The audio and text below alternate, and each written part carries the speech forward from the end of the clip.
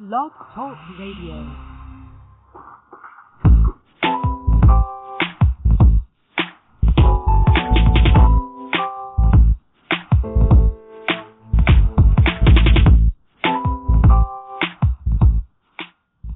Welcome. You're listening to Perfectly Healthy in Tone Radio with your host, Darren Fatman McDuck. And now, prepare to get fat.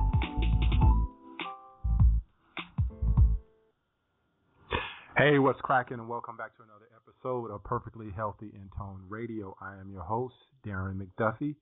Thank you for joining me tonight. I'm waiting on Ameer Rosic to call in to start to talk about the sleep solution. But before Ameer calls in, I'm going to make a couple of announcements. So first thing is, if you have not, please become a fan on Facebook. My Facebook address is facebook.com/I'mTheFatMan. That's PH. That's how fat is spelled. Also connect with me on Twitter. The Twitter address is TheFat_man.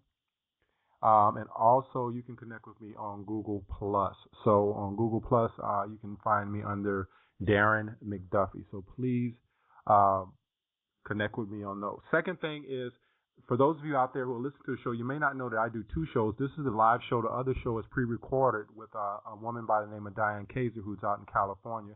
Diane is a functional diagnostic nutritionist, and we have the Wellness Warrior podcast. We just did a very, very interesting show with Adam Hurtado, who was one of the contestants on The Biggest Loser. Was actually had me teary-eyed because Adam actually went through the same thing I did with his mom. So you probably want to check that show out as well. I'm actually going to work on that show tomorrow, and then I'll have it up on the wellnesswarriorradio.com, so you can check that out as well. Got my blog on this week. I just put out a blog last night on dark chocolate. Valentine's Day is coming up. If you want to know the benefits of dark chocolate, over milk chocolate, over white chocolate, all those other chocolates out there, check my blog out on I'mTheFatMan.com, and please leave some comments on that. Other thing is the guests that are coming up. We have some very powerful shows that are coming up pretty soon. Tonight's going to be a great one with Ameer Rosic. I've heard Ameer speak on several other podcasts. Is one of the reasons why I've actually invited him on this one. But tonight is Ameer. Tomorrow night, we rescheduled the show with Victoria Taylor on the modernmonklife.com, and she'll be coming on and talk about the kitchen, cooking organic, and things of that nature. The next week, we'll have Dr. Curtis Duncan. We're going to be talking about fibroids, endometriosis, and man boobs. So that should be a very, very interesting show. In March, I'm going to have Dr. Lynn Lafferty coming on, and she'll be talking about the consciousness of disease. I'm waiting on confirmation to either have Jeffrey Smith, who's the guy who talks about genetically modified organisms, to come on, or either his assistant, Trish Sheldon, is going to come on and talk about genetically modified organisms. What else? Gluten-free baking. A lot of stuff that's coming down the pipe. So please stay tuned and keep listening to Perfectly Healthy in Tone Radio. So, without further ado, I think this is Ameer. I see someone in the switchboard. I think this is Ameer, and I'm going to see if it's him. Ameer, is that you? Hey, Darren. What's up? Yeah, it's me. Hey, man. Hey. What's up, dude? How you doing? I'm good, man. No complaints. Yourself? I'm doing awesome, man. Thank you for being on the show tonight. Hey, my pleasure. Yeah. So I don't do a bio, Ameer. I just wanted you to share some things about you, or kind of share your journey with the audience out there, and tell them how you came to start studying holistic nutrition and how you got into functional diagnostic nutrition. Just kind of share your story with us. Yeah. Great question.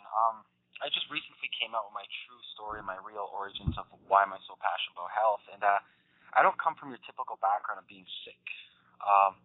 Traditionally being sick, that is. I was never overweight. I was genetically gifted.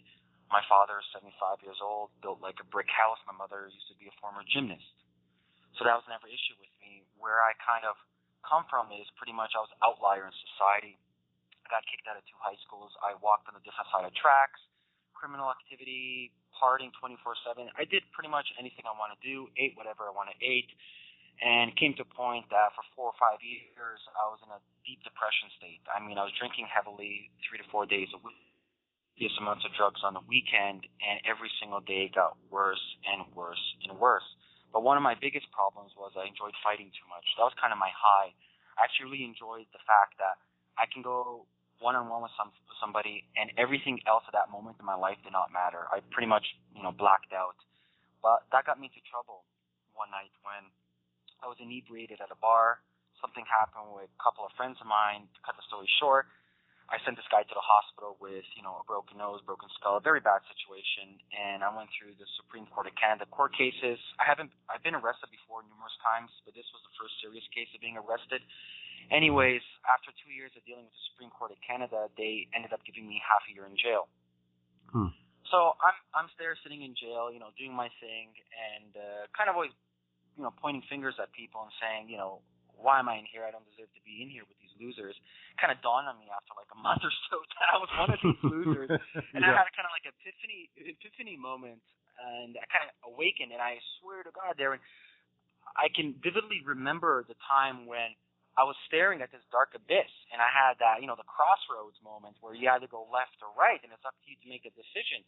And that exact moment in my life, I decided to transform my life because I was looking back in hindsight, and I kind of realized I was kind of lost in translation.